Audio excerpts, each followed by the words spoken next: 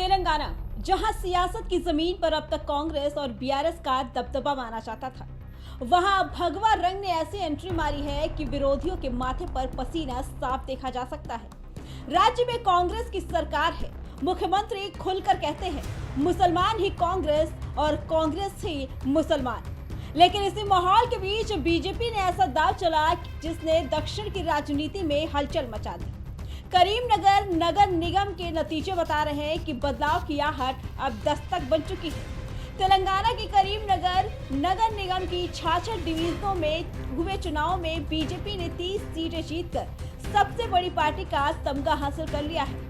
सत्ताधारी कांग्रेस 14 सीटों पर सिमट गई, जबकि कभी राज्य की राजनीति की धुरी रही भारत राष्ट्र समिति यानी बीआरएस महज 9 सीटों तक ही सिमट कर रह गई।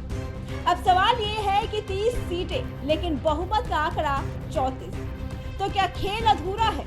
नहीं, क्योंकि लेटेस्ट रिपोर्ट्स कहती है कि कुछ निर्दलीय पार्षदों ने बीजेपी को समर्थन दे दिया है और पार्टी ने बहुमत पार करने का दावा भी ठोक दिया।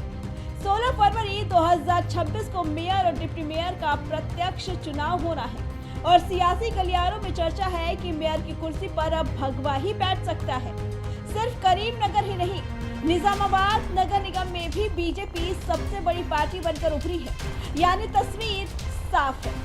दक्षिण के जिस तेलंगाना को बीजेपी के लिए चुनौती माना जाता था, वही अब पार्टी लोकल लेवल पर जड़ें मजबूत करती दिख रही है। आप वोट प्रतिशत कम मान सकते हैं, सीटों का आंकड़ा छोटा कह सकते हैं, लेकिन सियासत में हर बदलाव की शुरुआत एक सीट से होती है। विश्लेषक मानते हैं कि लोकल बॉडी चुनाव में बीजेपी की लगातार मौजूदगी इस बात का संकेत है कि पार्टी सिर्फ राष्ट्रीय मुद्दों पर नहीं, बल्कि स्थानीय मुद्दों पर भी पैठ बनाने की रणनीति पर काम कर रही है।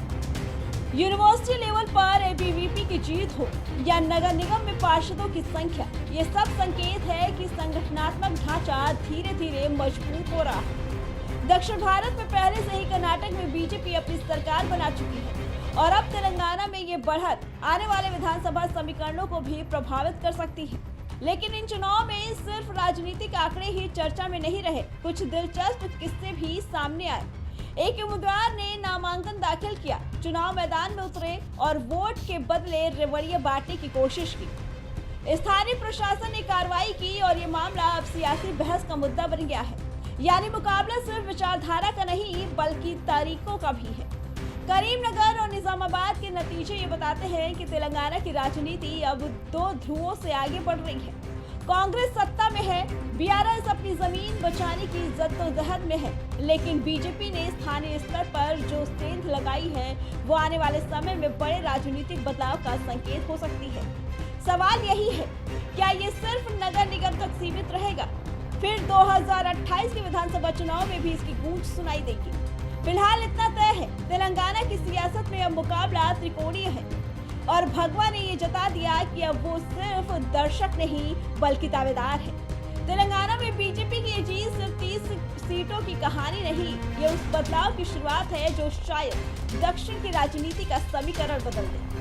बहुमत का जादुई आंकड़ा, निर्दलीय का समर्थन और मेयर की संभावित कुर्सी, संदेश साफ है, साउथ में कमल खिलने की कोशिश अब रफ्तार पकड़ चुकी है। Bureau report, prime TV.